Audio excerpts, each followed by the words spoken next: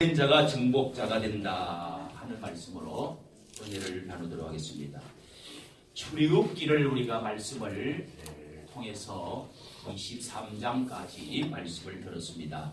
출애굽기 다음에 여호수아서를 우리가 보는 것이 이 하나님의 스토리, 하나님의 구원 계획의 스토리에 이어서 연결되어지는 말씀입니다. 구원을 받은 후에 정복과 승리로 이어지는 훈련을 과정을 겪고 나서 하나님께서 안착을 해서 뿌리를 내리고 또 거기에서 번영을 누리면서 축복을 누리며 살 수 있도록 하시는 것이 하나님의 계획이기 때문에 그렇습니다. 그 사이에 레위기서, 민수기, 신명기 들어있는 것은 그 다 이제 광야에서 말씀해 주신 것이기 때문에 그 말씀은 또 다음에 들어도 우리가 될 문제입니다. 그런데 순서상 그렇다는 것입니다.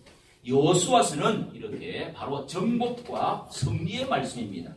우리 인생에도 신앙에 있어서도 우리가 구원받고 나서 정복하고 또 정복하고 이 번영하는 승리의 삶을 사는 것이 우리 인생에 있어서 최고의 목적이지요.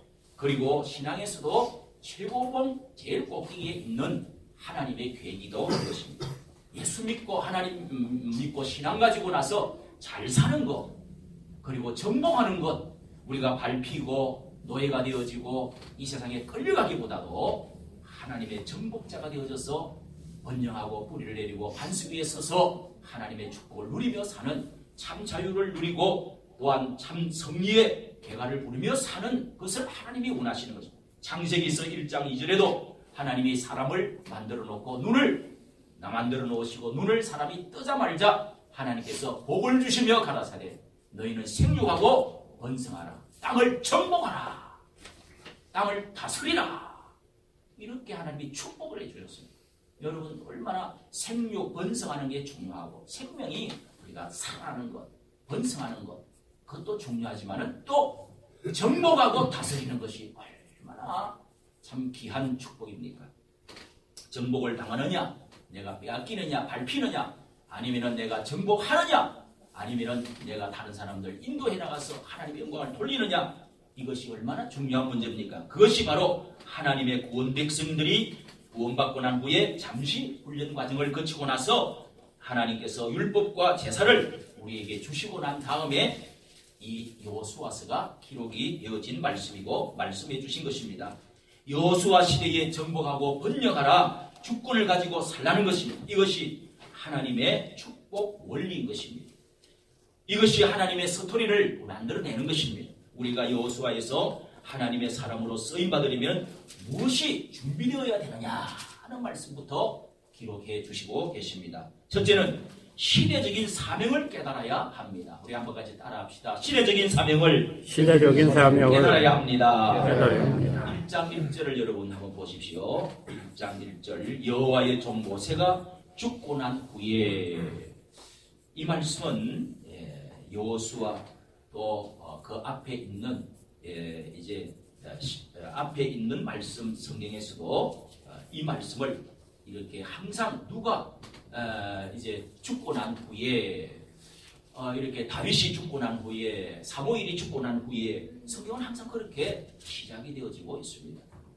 모세가 죽고 난 후라고 하는 것은 정말 위대하고 하나님처럼 보여졌던 그 위대한 영도자 모세가 죽고 난 후는 우리는 어찌할꼬, 우리는 이제 죽었다, 우리는 이제 끝났다, 어찌하면 좋겠나, 이런 한탄을 할 수밖에 없는 그런 절망 속에 빠진, 참으로 어떻게 우리가 이 앞으로 남은 과제를 정복하고 나라를 세울 수 있겠는가, 이까지 40년 동안 우리를 인도해 주었던 그 모세가 너보산에서 올라가서 너는 이까지다, 너는 여기서 죽어라, 저 네가 그 꿈에도 그리는 저 가나안 땅을 바람만 볼지고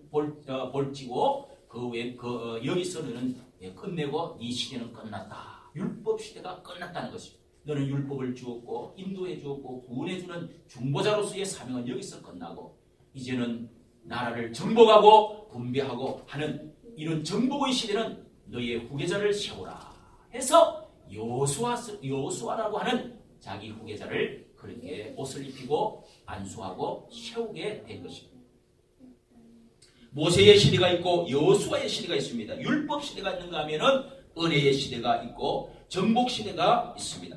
훈련의 시대가 실현의 시대가 있는가 하면은 정복하고 새로운 시대를 나라를 세우는 시대가 있습니다. 역시 우리의 시대가 있는가 하면 우리 자녀의 시대가 있다는 말씀이죠.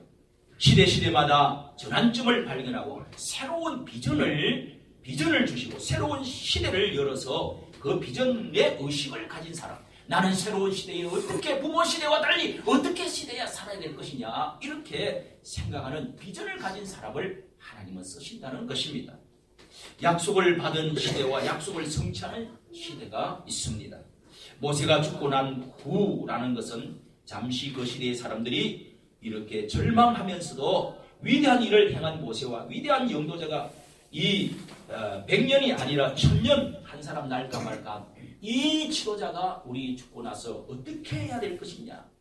사람들은 죽는 사람도 걱정하지만 살아있는 사람도 걱정합니다. 그러나 하나님께서는 모세를 죽고 난 이후에 어떤 사람을 준비를 시키고 싹을 틔우고 계시고 준비하신 것을 우리에게 명확하게 가르쳐주고 있습니다.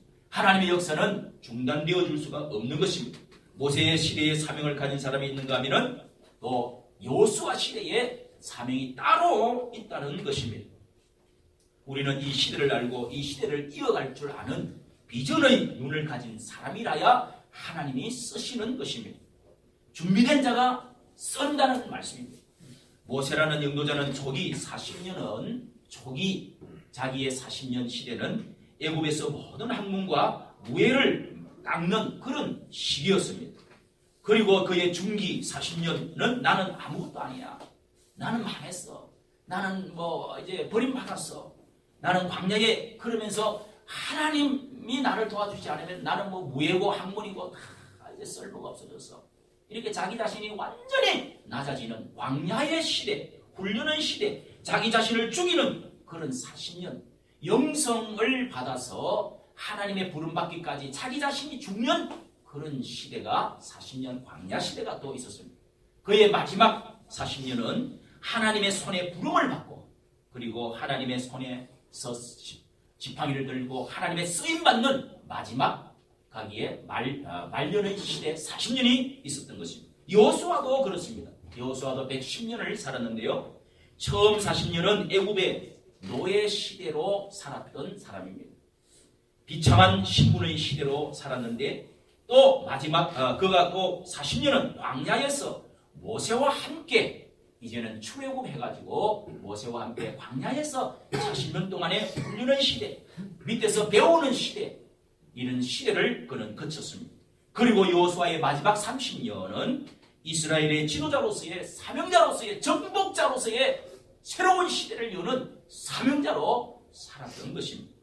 사람은 후일에 쓰임받기 위해서 과거에 보이지 않는 노예 생활, 고생의 시대, 그리고 광야에서 배움과 훈련의 시대를 꼭 거치고 나야 하나님이 마지막 남은 시간을 쓰신다는 것을 이 모세와 여호수아를 통해서 우리는 배울 수가 있습니다. 여호수아는 새 시대의 사람이 되기 위해서 그 새로운 시대가 오기까지 그는 모세의 충실한 심부름꾼, 수종자, 시종이라고 했습니다. 심부름하고 배우는 시종으로서 열심히 수종을 들었다고 합니다.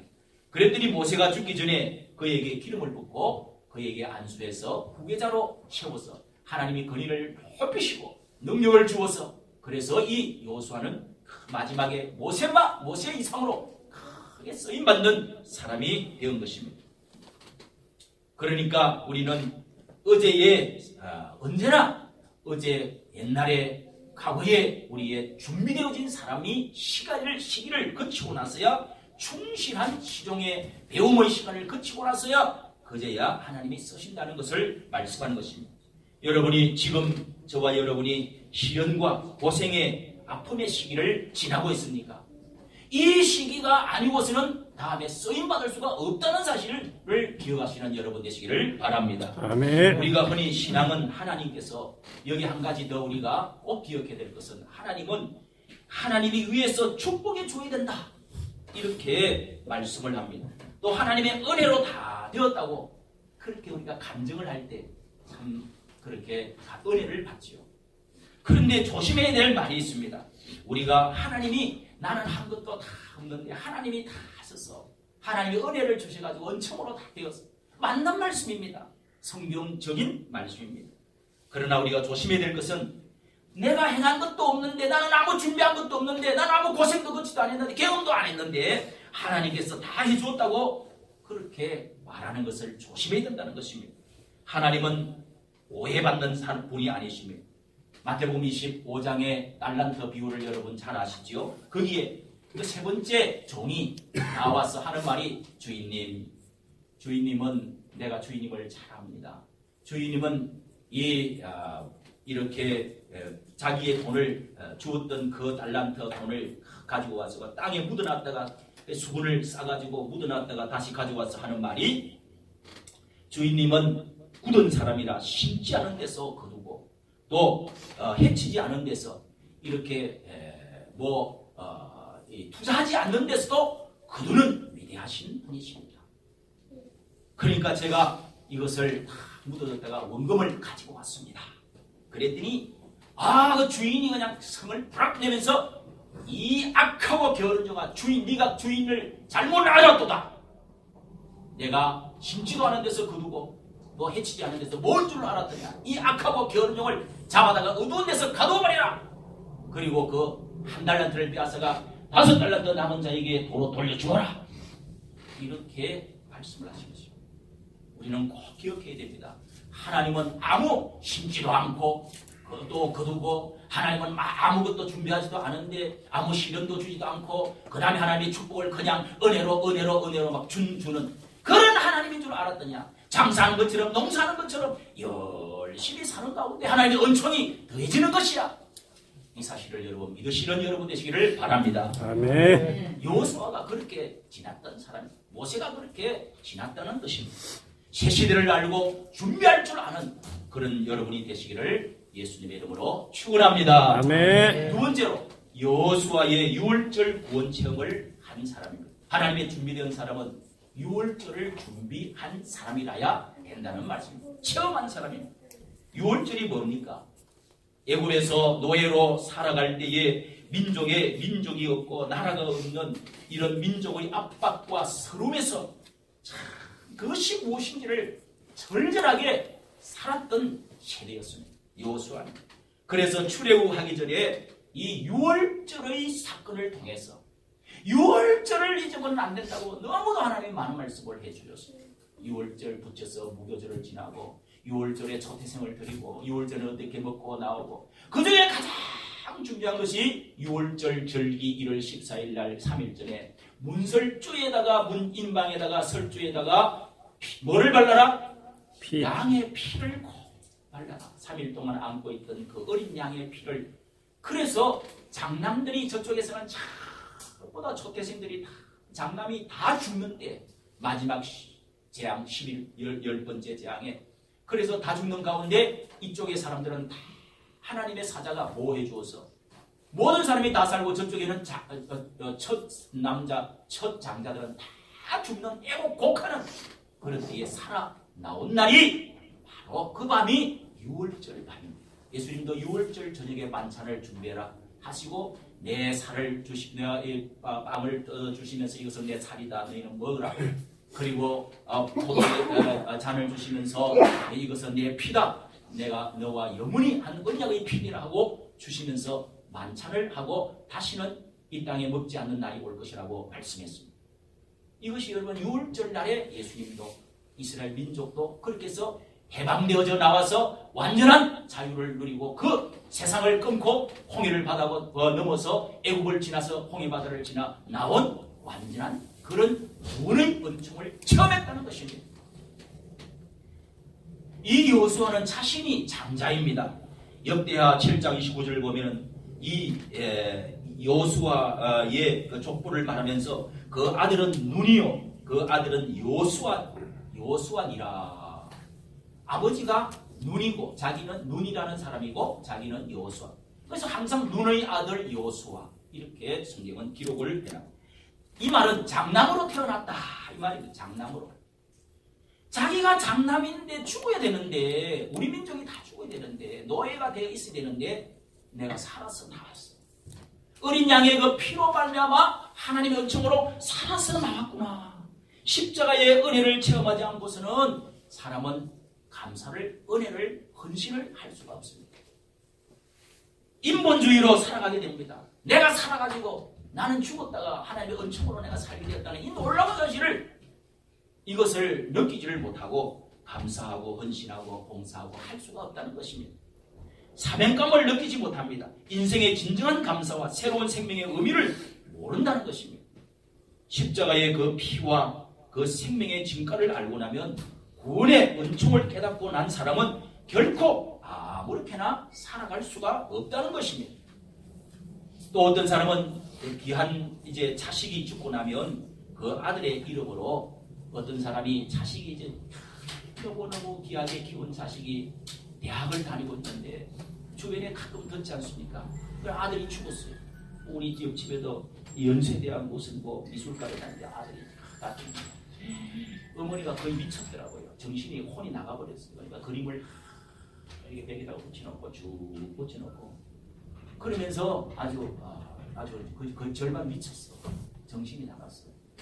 그런데 어떤 사람은 아들이 죽고 나면 그 수용을 하다가 죽어요. 그 아들의 이름으로 자기 재산을 정리해가지고 또 보상금을 받아가지고 전부 아들의 이름으로 장학제도를 만들어서 사회의 기증도 기여도 이렇게 하는 거죠. 대학교도 세워. 이렇게 세운 대학교가 제가 미국 갔더니 들은 이야기로 스탠포드 대학은 그렇게 세웠다고 합니다. 훌륭한 세계적인 대학이죠.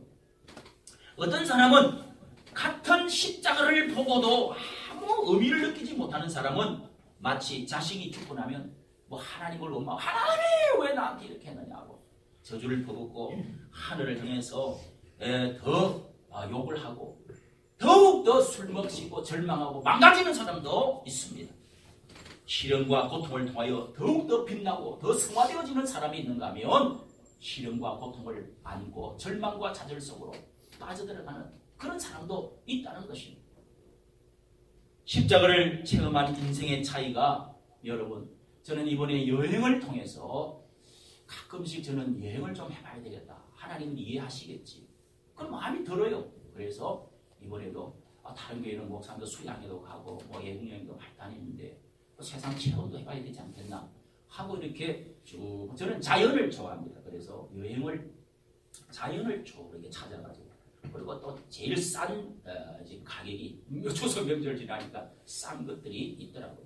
그래서 우리 어느 집사님 같이 갑시다. 우리 성도님 같이 갑시다 하고 여건이 없어서 못 가고 저희 부부가 이렇게 떠났습니다. 그런데 여행을 가서도 제가 이 체험을 참 십자가를 체험한 인생의 의식과 하나님을 믿는 사람과 믿지 않는 사람의 사고와 행동이 어떤 차이가 나는가를 참 크게 제가 깨달았습니다.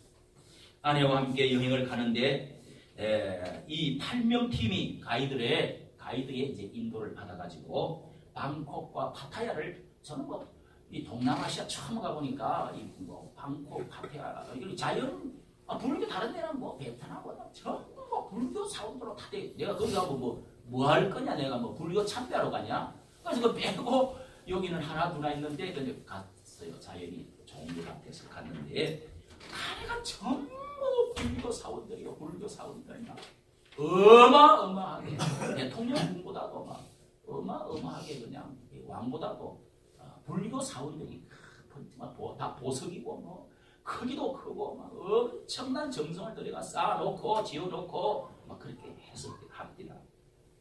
근데 이제 두 군데를 그렇게 들리고 관광객들이 또 얼마나 많은지 한국의 관광객이 동양 사람처럼 생기면 그냥 화장실이 여기에 있어요 저기에 있어요 하고 다 그래. 일본 사람들은 거치겠는지 말도 하지다. 일본말. 한국 관광객이 참 많습니다. 불교의 나라가 왜 이렇게 그런데 불교 나라인데 왜 이렇게 태폐적인 나라인가? 제가 가서 느낀 게 태폐적인 것이 많더라고요. 그런 문화가 많은가를 생각해 보았습니다. 우리 한국도 불교의 나라가 되거나 아니면은 우리나라가 이제 이 동성애, 연애 이런 것들이 통과되고 나면 야 우리나라도 곧 그래도 우리나라는 청정지구구나.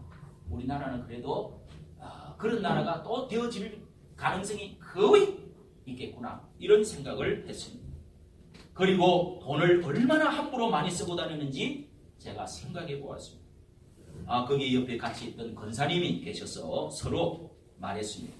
우리 믿는 사람들은 11조하고 하나님께 감사헌금하고 살다가 보면 10분의 1이나 10분의 2는 이렇게 하나님께 바치는데 섬기면서 이런 향락과 놀러 다니고 구경 다니고 이렇게 다 하면서 할 것 다 하고 산다면은 어떻게 우리가 주의 일을 할 수 있겠습니까? 담배 술 이렇게 안 하는 것만 해도 그 보상이 되기는 되겠지만은 그래도 하나님의 일을 하기가 참 어렵겠어요. 이런 이야기를 우리가 나누었습니다. 여러분, 그래서 세상 사람보다 우리가 조금 더 아끼고 조금 불편하게 살 수밖에 없겠어요. 이렇게 우리가 대화를 했습니다. 아내는 지금 나이에 목욕탕에 갔다 올 때마다 그 때를 이렇게 밀어주는 때밀이가 안마사가 있다고 그래요. 나 저거 한번 받아봤으면 좋겠는데 너무너무 그 3만 원이 요즘은 3만 원 할지 4만 원 할지 모르겠어. 3만 원 아니 너무 그냥 나이가 들어보면 이거 되십시오. 어깨가 아프고 뭐 허리가 아프고 뭐 관절도 아프고 막 이 혈액순도 그 이제 해야 된다고 그래요. 해야 된다는데 지금까지 한 번을 해보지를 않았습니다. 그런데 유명한 안마사가 거기에 뭐 그렇게 세계 중국보다도 훨씬 태국이 그렇게 안마 기술이 더 발달됐다고 해요. 그 역사를 뭐 이렇게 돌에다가 새겨놨어요. 그런데 안마사가 한국에 마사지 하는 사람이 한국에 한방 마사지 뭐 이렇게 다 마사지가 샵이 그렇게 있는데 15만 원, 20만 원을 줘야 되는데 한국이랑 분명히 간 8사람 중에 또 아는 사람. 그래서 거기는 8만 원, 7만 원 이렇게 주면 전신 이렇게 이제 마사지를 이렇게 해준다는 것입니다. 싸다고 이거 이 평생 안 받아보면 후회한다고 뭐 가이드가 또 얼마나 또 꼬시는지 그래갖고 안 한다 했는데도 막 이렇게 그래 이제 할머니 할아버지 80살 잡으신 우리 이제 집사님이 권사님 남편 되는 분하고 그렇게 왔는데 안 한다고 했는데도 기어이 이제 다 이렇게 하게 됐습니다. 받고 나서 보면 아깝다고 막 너무너무 아깝다고 또 그냥 또 막 불평을 하고 그래요. 그리고 또 우리 젊은 사람이 이제 신혼 결혼한 지 1년 됐는데 신혼을 왔어. 애 낳고 이제 얼마 있다가 신혼을 왔다는. 아니 젊은 새파란 30살, 20몇 살 먹는 부부가 그럼 그런 마사지를 3번을 왜 받냐 말이에요. 왜 받냐. 아유 저것들 정신들이 저것도 또 뭔가 좀 잘못됐다. 이런 생각을 이제 하고 지나지요. 또 한 군데 갔더니 보석 파는 60층 되는 빌딩이 있어요. 그 안에는 전부 보석만 파는데 그게 40조 안에 있는 것만 해도 40조래요. 40조. 그래서 보석이 발달된 나라라고 그래요. 그러니까 보석이 많이 나는 게 아니라 전 세계 가공을 잘하는 나라로 그렇게 돼가지고 그렇게 싸게 그리고 그 가짜가 다른 데는 많은데 여기는 진짜 국가에서 정책적으로 진짜 아닌 것은 절대로 못 들어오게 하기 때문에 쏟지 않는다 해가지고 관광 코스를 넣어가지고 또 사라고 하는데 얼마나 한국 사람들이 많이 사는지 몰라요. 한국보다 싸다는 거야. 나야 뭐 본전 빼고도 남는다는 거야.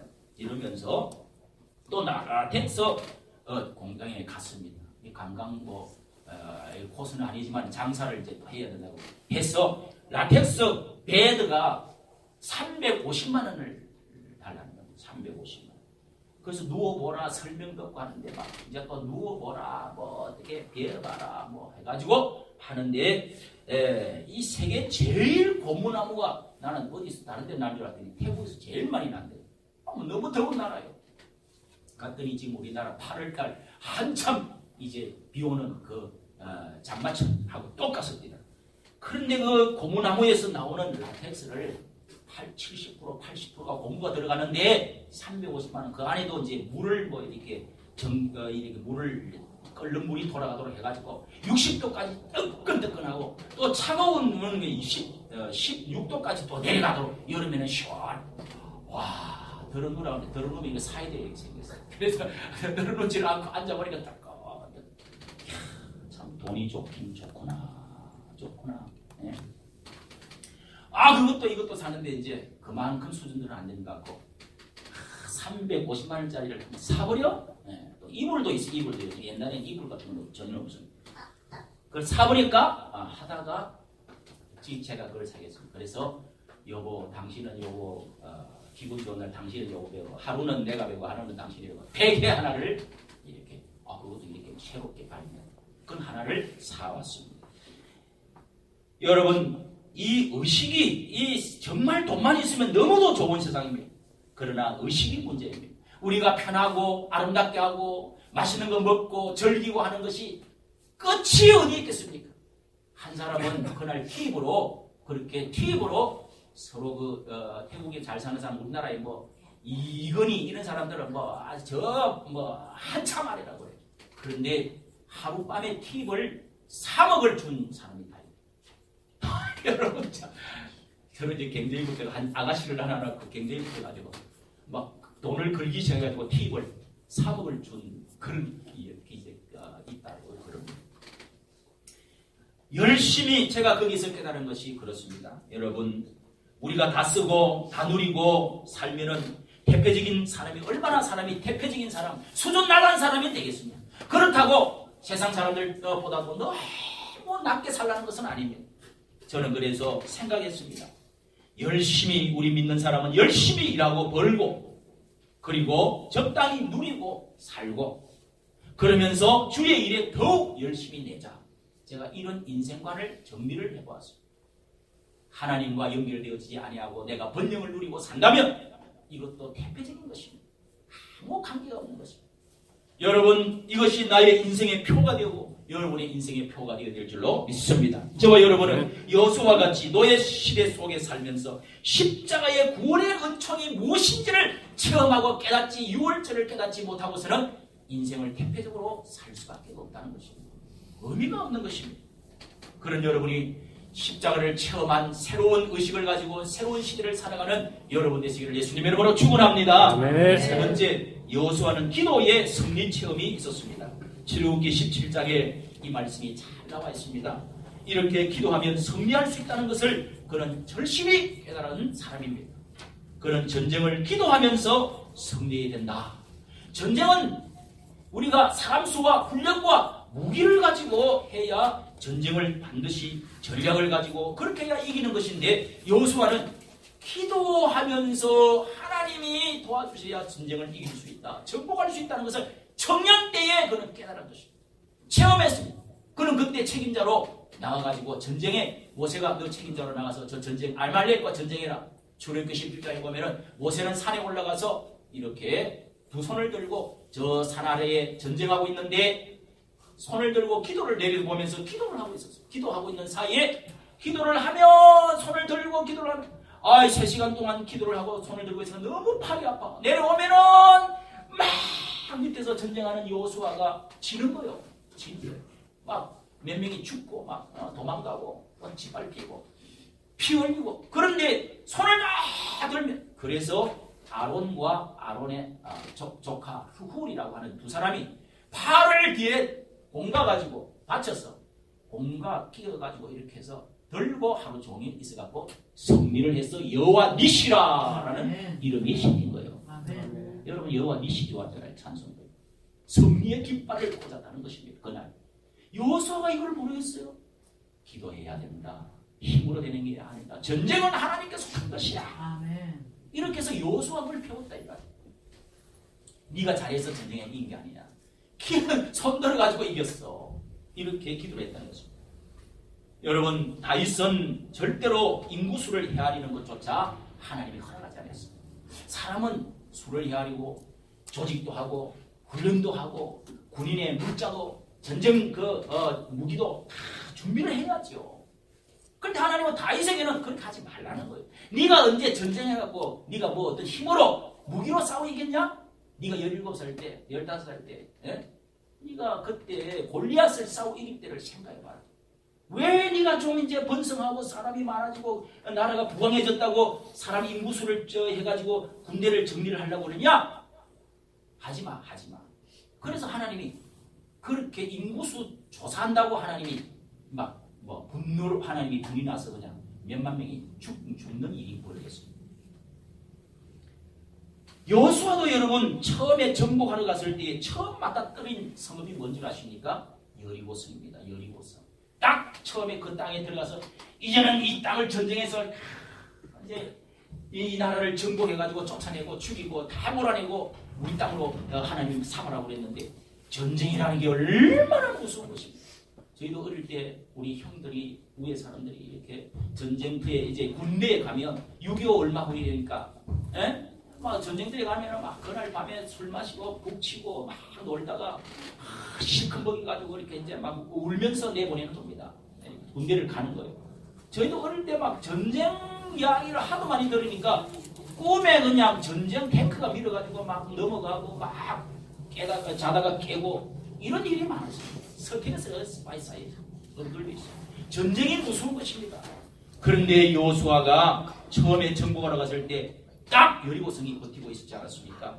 그때 여호수아는 새벽에 일어나라 그러면서 그 앞에다가 아니 무장한 군인들을 안 세우고 제사장들 예배드리는 제사장 주의 종들을 앞장 옷을 입히고 세우고 흰 옷을 입히고 세우고 그 다음에 무장 한 사람들 세우고 그 다음에 백성들을 쭉 줄을 세워서 여리고성이 큰데 그 성을 한 바퀴씩 새벽에 일어나가지고 한 바퀴 돌고 오라는 거예요.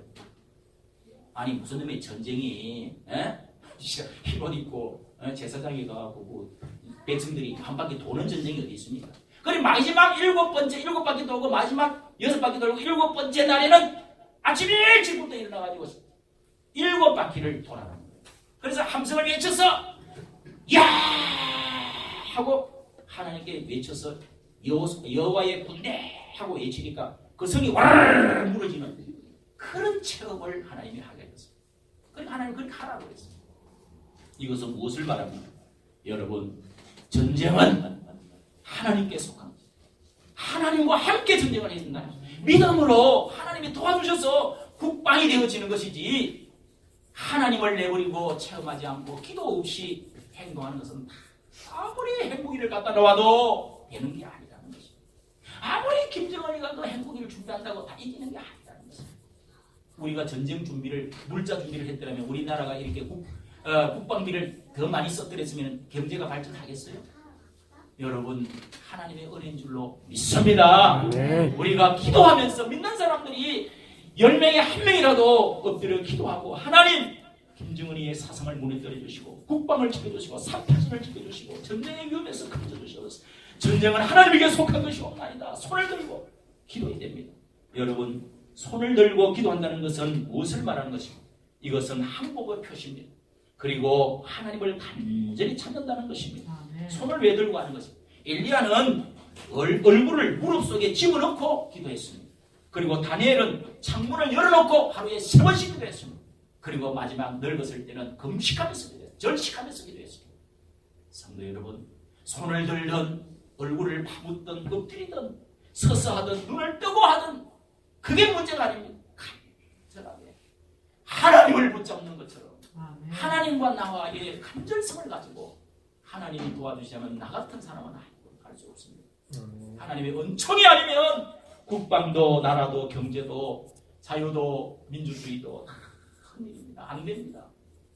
이것을 구하면서 너는 정복해야 돼. 너는 지도자가 되는 거야. 진짜 지도자는 진짜 축복은 진짜 번영은 정복은 그렇게 되는 거야.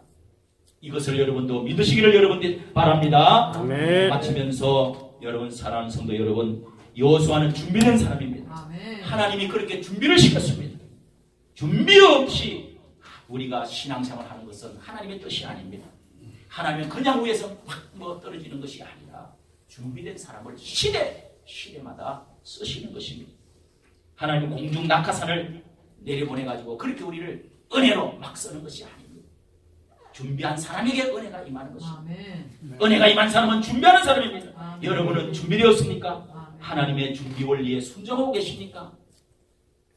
여호수아가 모세가 80년을 준비했던 것처럼 시련과 고난과 연단과 광야 생활 그런 가운데서 노예 생활 그런 경험을 하고 나서야 하나님이 마지막에 쓰셨던 것처럼 오늘 여러분 고생하고 여러 가지 시련과 연단을 가진 그것이 양식이 되어지고 그것이 절망으로 바뀌는 것이 아니라 성공의 밑거름이 되어져서 승리하는 여러분 되시기를 예수님의 이름으로 축원합니다. 하나님 아버지